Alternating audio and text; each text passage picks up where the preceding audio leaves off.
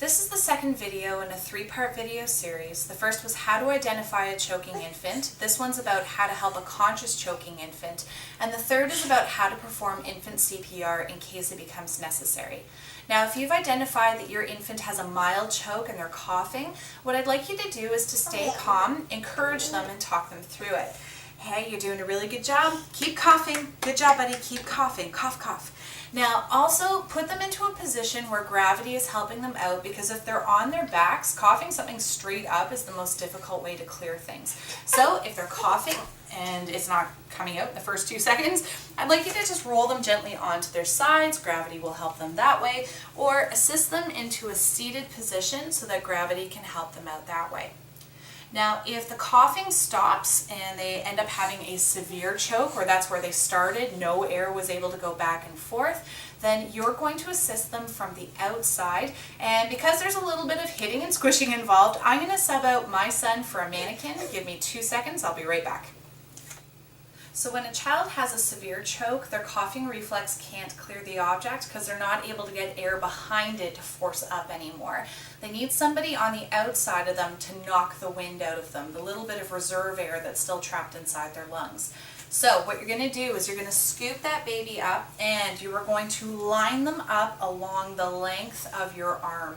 This means you have an arm and a leg on either side, and you've made your hand into the letter C and are coming up from the bottom to clamp their jaw. You'll notice I haven't grabbed the baby's face because then I'm blocking the very airway that I'm trying to clear out. So come up from the bottom, make the letter C, grab the jaw, and again, not the throat, the jaw. Angle the head down so that gravity is helping you out, and we're going to deliver 5 solid back blows using the strong part of our hand, not our fingers, the strong part in between the shoulder blades. 5 times. Here I go. 1, 2, 3, 4, 5. You'll notice it's not burping, trying to knock out an air bubble. It's trying to knock out the mucus or the channel changer button or whatever else is stuck in there right now, so use some force. The chances of you seeing the object come out right away are actually really high, which is awesome. But if you don't see it clear, that's okay. Here's what you're going to try next. I want you to make a clamp. You're going to close the clamp. Grab the back of baby's head like a baseball. Clamp your arms together and roll them over onto your other arm. Secure them in place by tucking that leg in between your rib cage and your arm, giving it a good squeeze. You've got them nicely stabilized, and the next thing you'll do is find the center of their chest, which is the armpit line. Using 2 fingers, 3 fingers, your knuckles, your fist, your wrist. I don't really care about your hand position. What I do care about is that you use that hand position to compress your baby's chest 2 inches, or approximately 1/3 to half the depth of their chest. It looks awful from the outside to squish halfway into a baby, but that's how far you need to press to compress the lungs enough to force the wind out and pop that choking object out. So here I go. I find the center of the chest. I'm going to compress 5 times. 1, 2, 3, 4, 5. Because they're facing up, and that's the hardest direction to push something out from, to clear things from, I'm going to look in the mouth to see if anything came up that just needs to be pulled out or scooped out.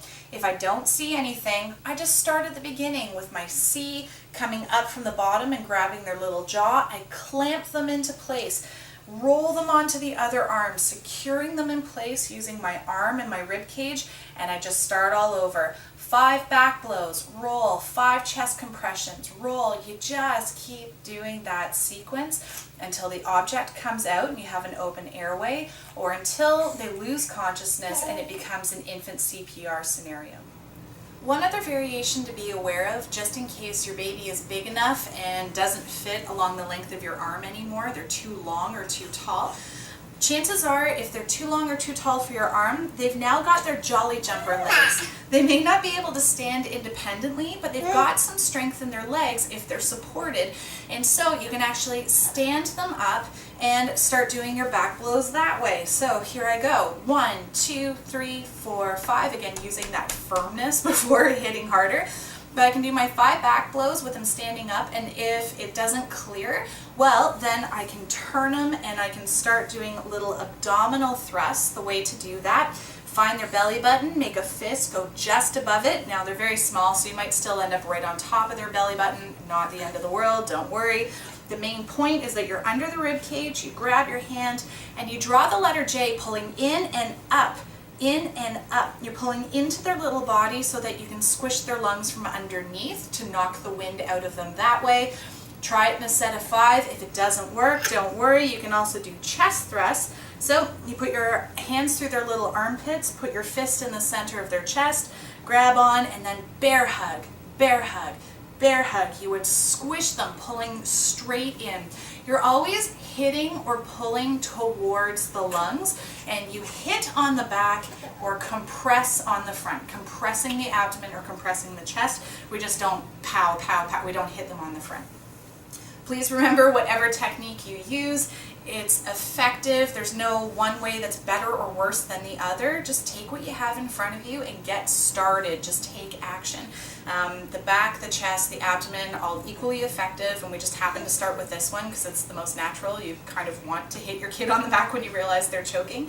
And staying calm, that's always going to be the best thing. Chances are this really is going to work.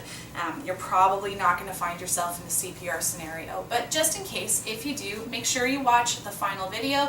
So you can watch the first video, how to identify a choking kid. You can watch the final video, which is how to perform CPR.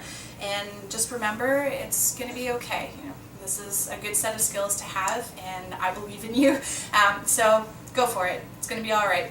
Thanks for watching. All the best. Bye.